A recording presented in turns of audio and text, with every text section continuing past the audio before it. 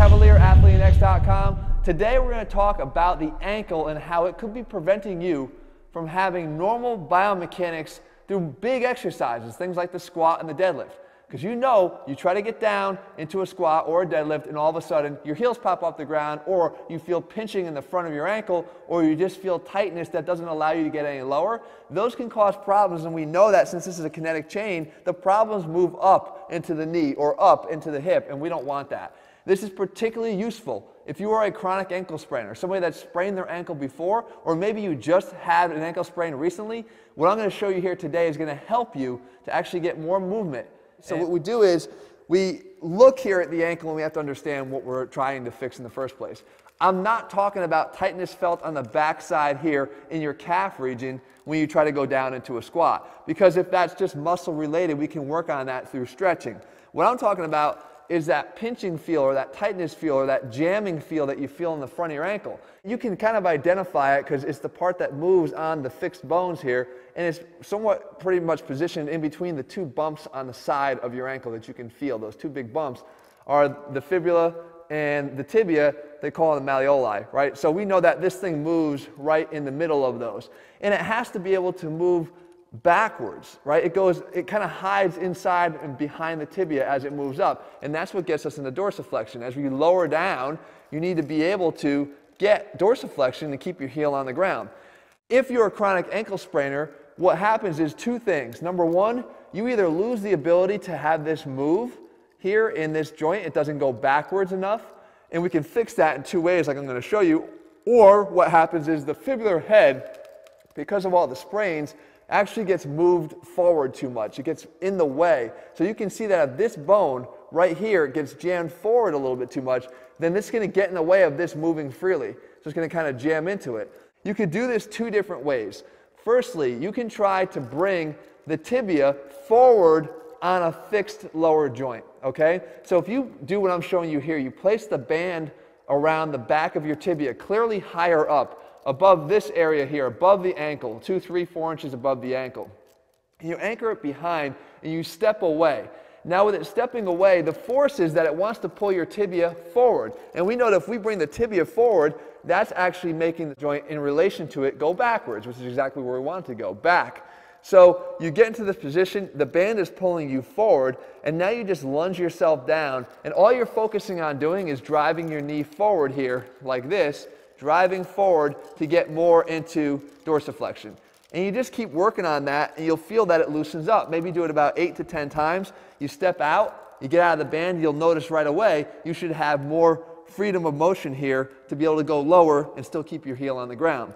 The other way to attack this is to go after the subtalar joint itself. So you can see now I turn around and I go the other direction, and I really want to make sure that the band is low enough on my foot. So see, as I place this band, I'm going below my ankle joint. I'm going right here on the skeleton, down here. And then I step away, and I use my other foot to anchor the band kind of at this downward sloping angle.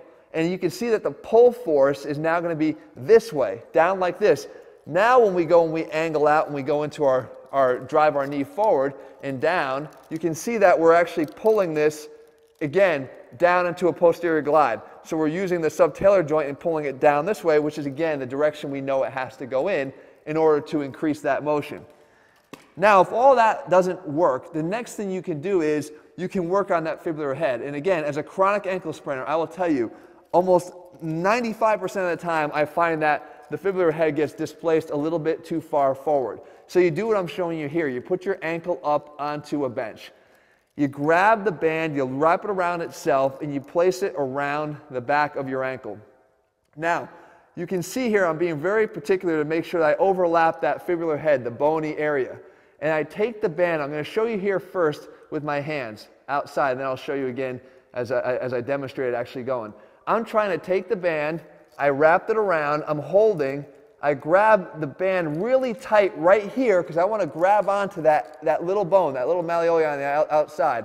I want to grab it and then pull really hard with my right hand as I wrap around, put them both into this left hand, and then glide back. So now what I'm doing is I'm creating this posterior glide.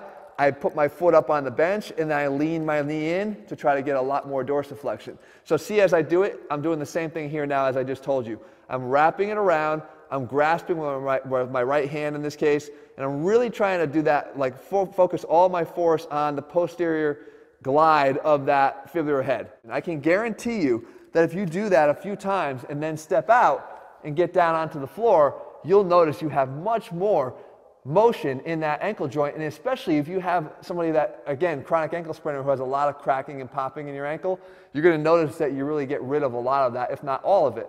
It's temporary. You have to do it frequently throughout the week, maybe 2 to 3 times, but over time, when you reposition and then strengthen in that new position, you'll have a much better chance of keeping it like that forever. So, guys, I know this is a little technical, but I think it's going to help you out a lot in terms of gaining more mobility so that you don't screw up your rest of your body here when you go to do those big lifts like squats and deadlifts that require you to go down low. All right, so make sure that you work on these, and I guarantee you're going to find more mobility, less pain, and hopefully an end to your chronic ankle spraining. If you found this video helpful, make sure you leave your comments and thumbs up below. In the meantime, this is putting the science back in strength. It is a little bit heady at times, but I think you are looking for that kind of material or you wouldn't be here in the first place. And if you're looking for a complete training program that puts the science back in strength and helps you to get bigger, stronger, faster, at the same time keeping you safe, head to ATHLEAN-X.com and get our ATHLEAN-X training system. All right, guys, I'll be back here again soon. See ya.